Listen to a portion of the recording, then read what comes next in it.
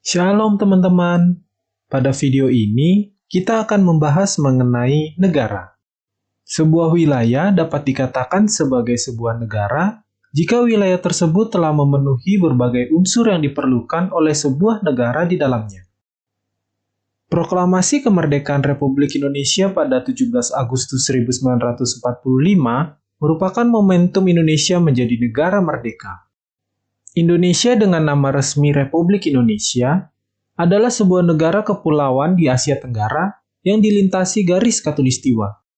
Kita adalah orang Indonesia yang tinggal di negara kita, yaitu negara Republik Indonesia yang disebut juga sebagai Negara Kesatuan Republik Indonesia atau yang disingkat NKRI.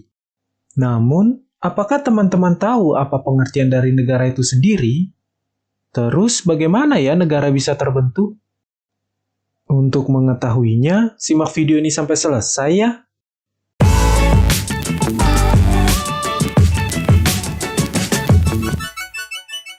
Sosiologi? Nah, tentunya hal pertama yang perlu kita ketahui adalah pengertian atau arti dari negara. Menurut teman-teman, apa pengertian dari negara? Menurut Kamus Besar Bahasa Indonesia atau yang disingkat KBBI, negara memiliki dua pengertian.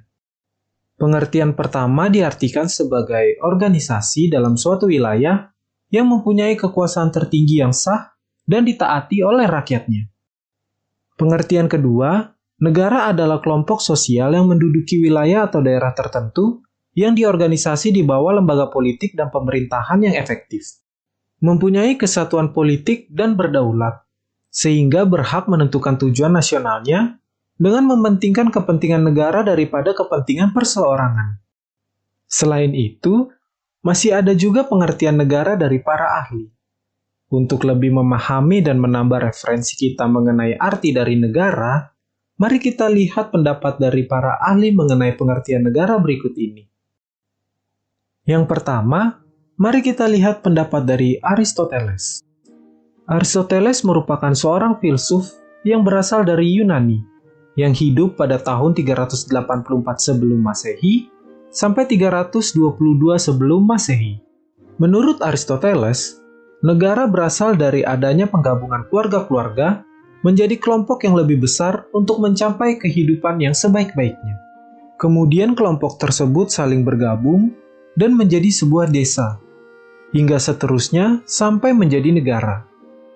Yang kedua, pendapat dari Immanuel Kant, yang merupakan seorang filsuf yang terkenal dari abad ke-18 asal Jerman yang hidup pada tahun 1724 sampai 1804. Immanuel Kant beranggapan bahwa negara adalah organisasi yang berfungsi untuk menjalankan kepentingan umum di wilayah hukum, dalam batasan yang telah ditetapkan melalui undang-undang yang telah disepakati bersama.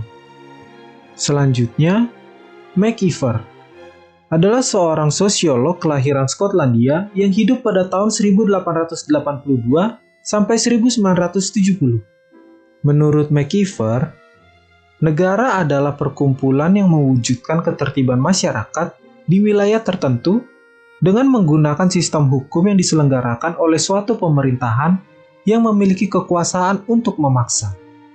Dari pendapat MacIver ini dapat kita lihat bahwa terdapat 3 unsur pokok, yaitu wilayah, rakyat, dan pemerintahan.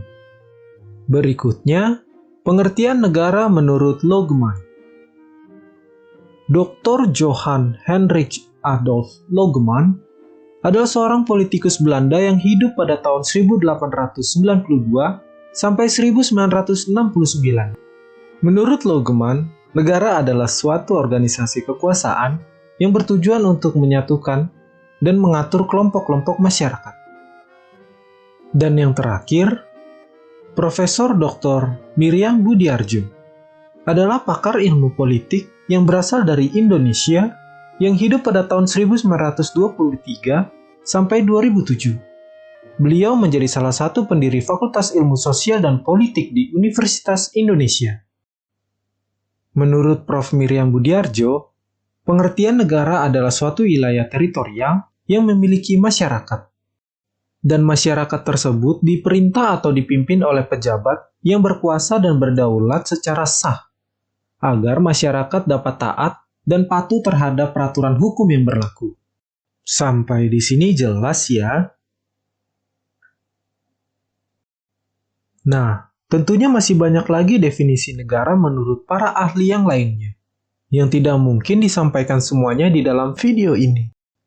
Namun, dari beberapa definisi tersebut, dapat kita lihat bahwa dalam negara terdapat 3 elemen atau unsur penting yang harus ada di dalamnya, yaitu rakyat, wilayah, dan pemerintahan.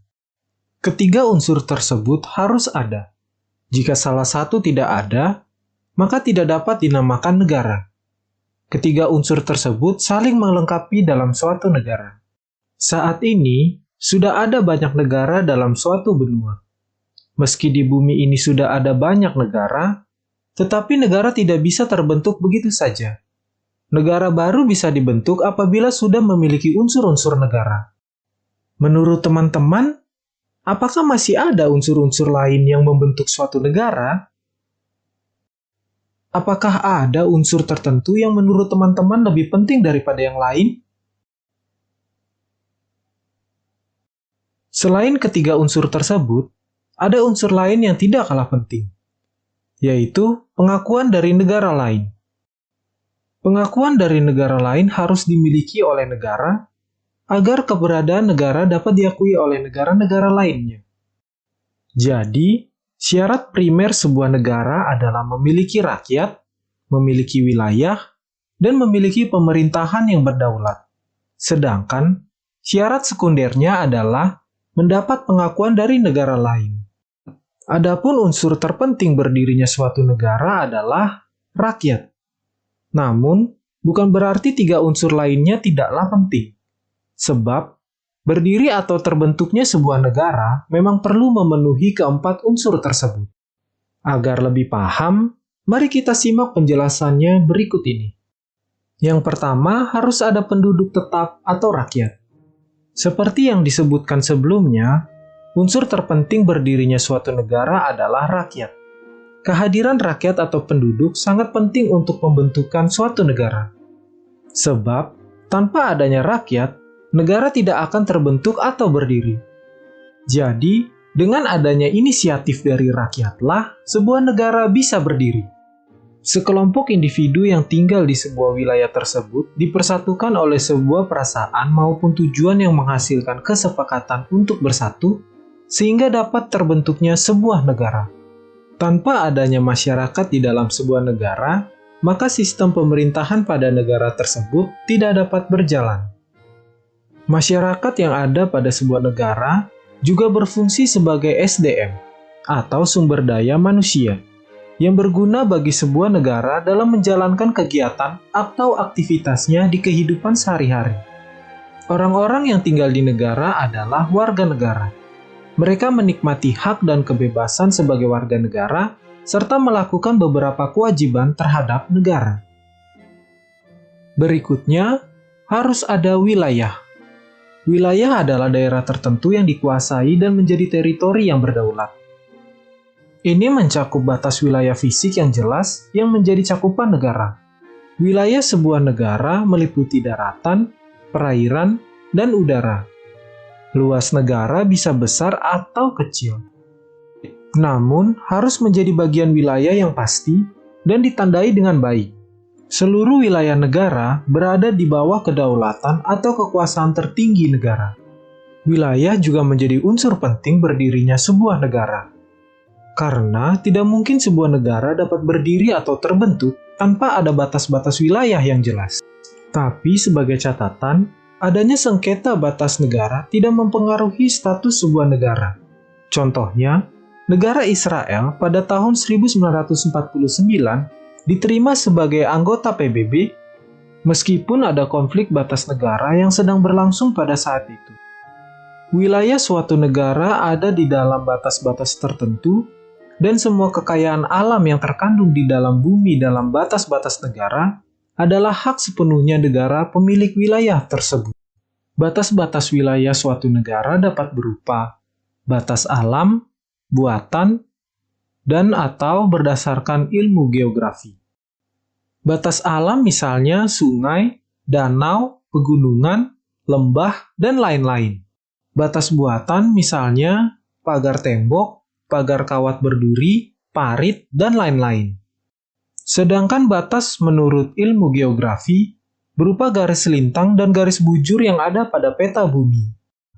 Dengan adanya wilayah itu sendiri, para masyarakat di sebuah negara dapat tinggal dan menjalankan kegiatan kehidupan sehari-harinya sebagai warga negara.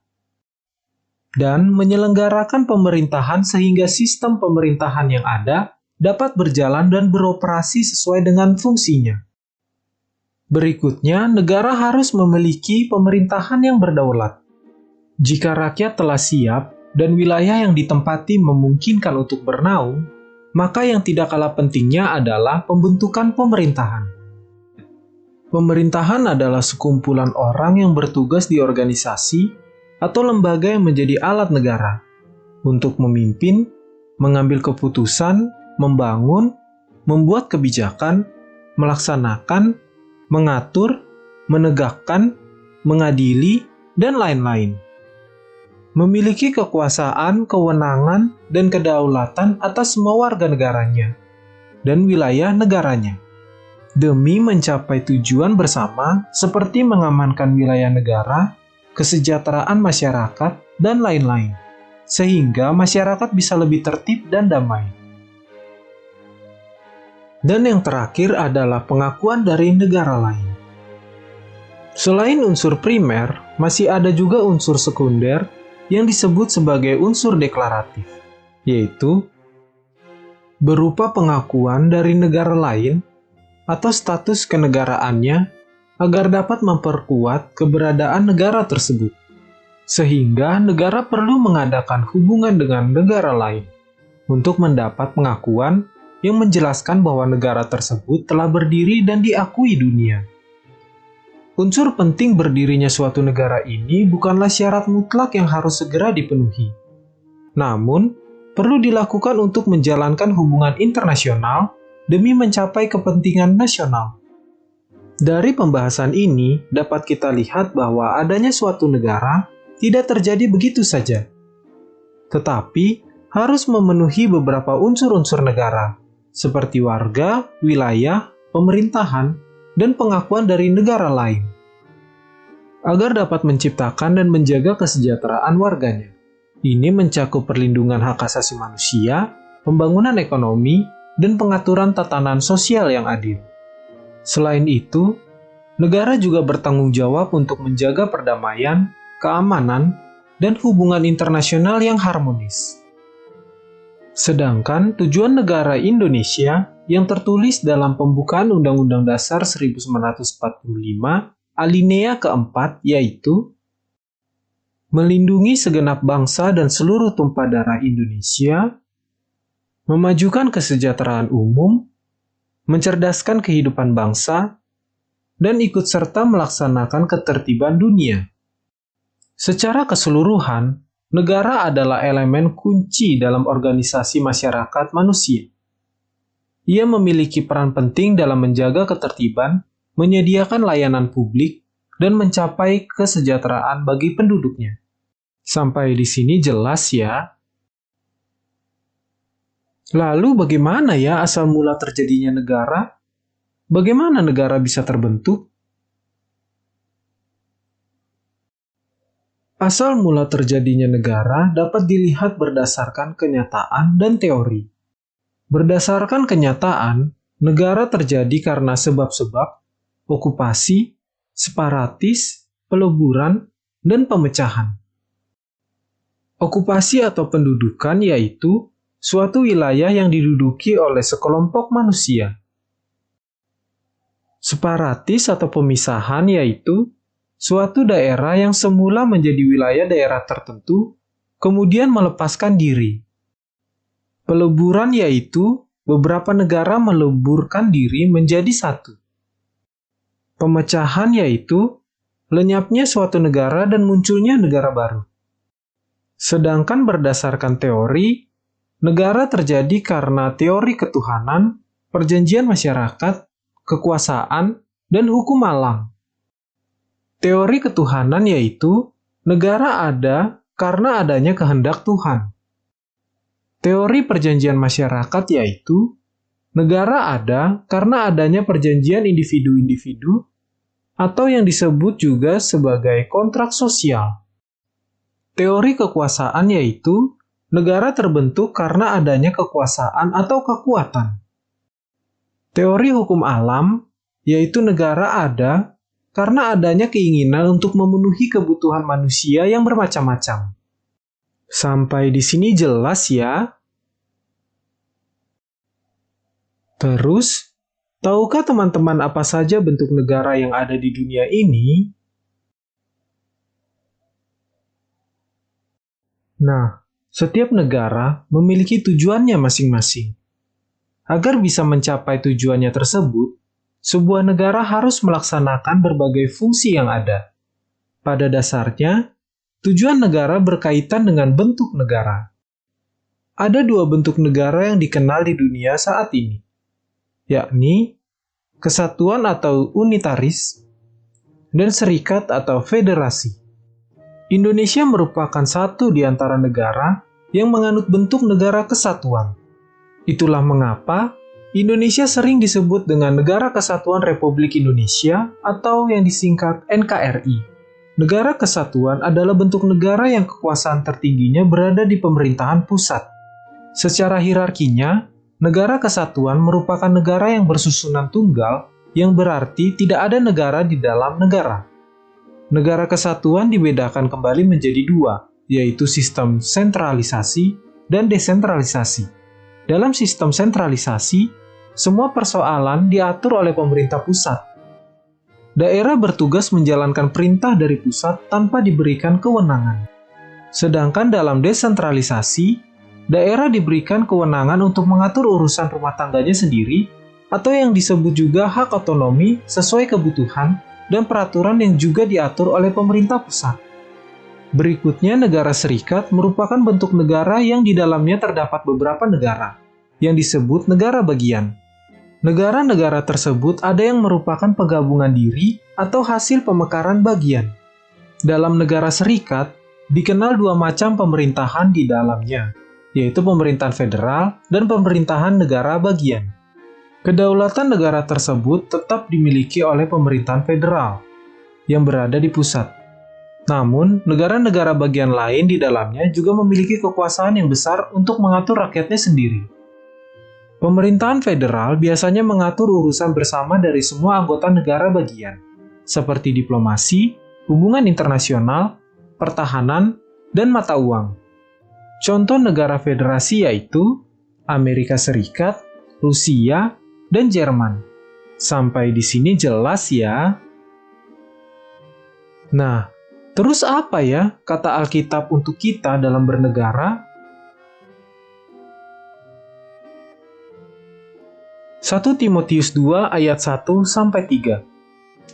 Selanjutnya, aku menasehati agar pertama dari semuanya dipanjatkan permohonan-permohonan, doa-doa, syafaat-syafaat, ucapan-ucapan syukur bagi semua orang, bagi raja-raja dan semua orang yang ada dalam kedudukan tinggi, supaya kita dapat menjalani kehidupan yang tenang dan tentram dalam segala kesalehan dan kesungguhan. Sebab hal itu adalah baik dan dapat diterima di hadapan Elohim, Juru Selamat kita. Oke, sekian video kali ini. Semoga video ini bisa menjadi berkat bagi kita semua. Dan apabila teman-teman ada hal yang belum dimengerti dari video ini, teman-teman bisa mengulangi lagi video ini. Oke, sampai jumpa di video berikutnya ya. Tuhan Yesus memberkati.